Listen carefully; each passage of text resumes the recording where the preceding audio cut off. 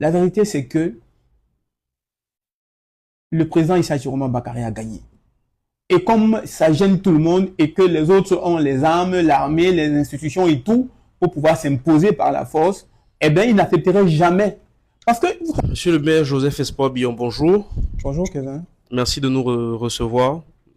C'est moi qui vous dis merci pour l'invitation, pour l'intérêt que vous m'accordez.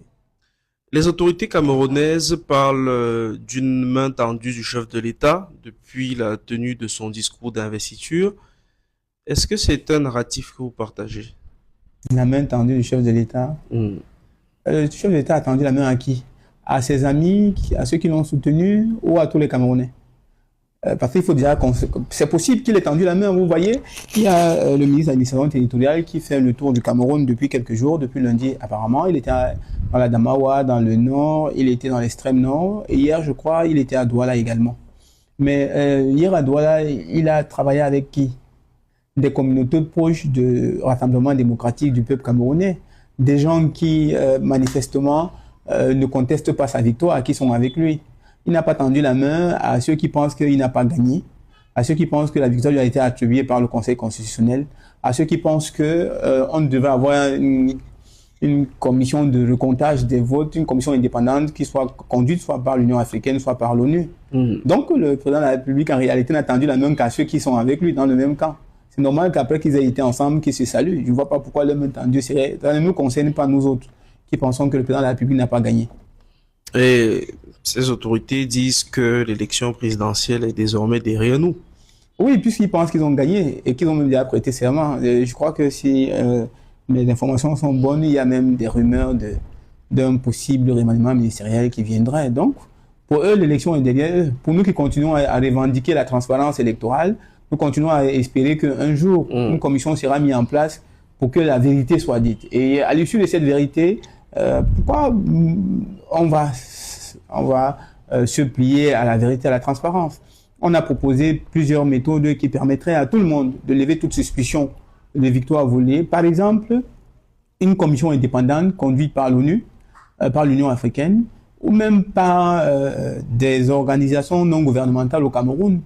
Vous vous souvenez qu'il y a une organisation portée par Maître Ndoki qui avait proposé de faire un travail de suivi et de compilation des votes pour que le moment venu, à la dernière minute, j'ai appris qu'elle est en exil en Côte d'Ivoire. Pourquoi elle s'est sentie contrainte d'aller en exil? Parce qu'effectivement, son travail dérangeait plus d'un. Mais si les gens qui ont gagné, pourquoi ils n'auraient pas envie que les chiffres qu'ils ont, que tout le monde est censé avoir, soient publics et que tout le monde le fasse? Je me souviens d'une sortie, je crois, un point de presse du ministre de l'administration territoriale qui disait que ce n'était pas son rôle. Et, vous vous souvenez aussi? Donc, on ne peut pas continuer à narguer les Camerounais en leur faisant croire que voilà, l'élection est derrière nous, sans aucune transparence possible. Récemment encore, je l'ai cité dans un autre plateau de télévision, le ministre Grégoire Ouna, il avait dit que au RDPC, ils avaient les 31 653 PV. Pourquoi jusqu'à date, ils n'ont pas pris la peine, par souci de transparence, de scanner leurs PV, de les mettre dans les réseaux sociaux pour que le peuple camerounais qui a voté et qui a été en contact de ces PV et de ces résultats puisse en être le juge suprême? Parce que dans toute société humaine, le véritable souverain, c'est le peuple.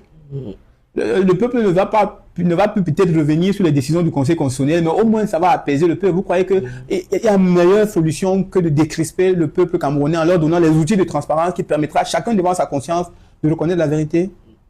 En fait, c'est celui qui cache quelque chose qui n'a pas besoin de transparence. Jusqu'à date, toi, devant ta conscience, tu peux croire que ELECAM, le Conseil constitutionnel ou l'administration, parce qu'il faut savoir que l'administration est partie prenante. Dans toutes les commissions locales de vote, évidemment, l'administration a été représentée. Et donc, c'est le ministre de l'administration territoriale, M. Paul Atangandi, était soucieux de la transparence et aurait souhaité que les jeunes qui sont morts, lui-même il a dit dans une chaîne, je crois Canal 2, pour ne pas le citer, désolé, qu'il y a eu 13 morts dans le Vouri.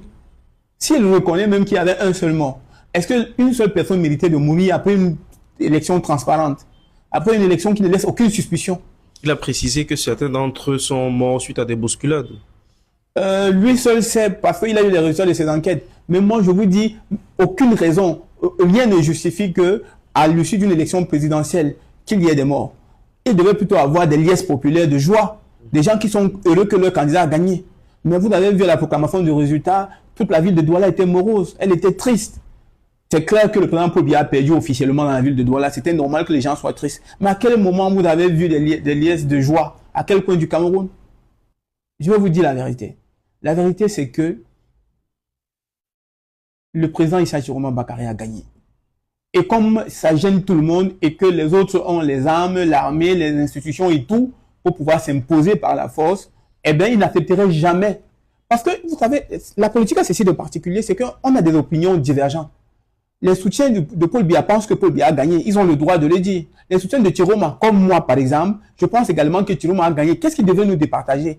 Une méthode transparente qui met en place tous les éléments nécessaires pour qu'il n'y ait plus de suspicion. Mais eux, ce qu'ils ont pour nous empêcher d'avoir des suspicions, c'est le fouet, c'est les menaces, c'est la prison. Et pour les moins chanceux, autant pour moi, c'est la mort. Voilà la démocratie camerounaise. Voilà ce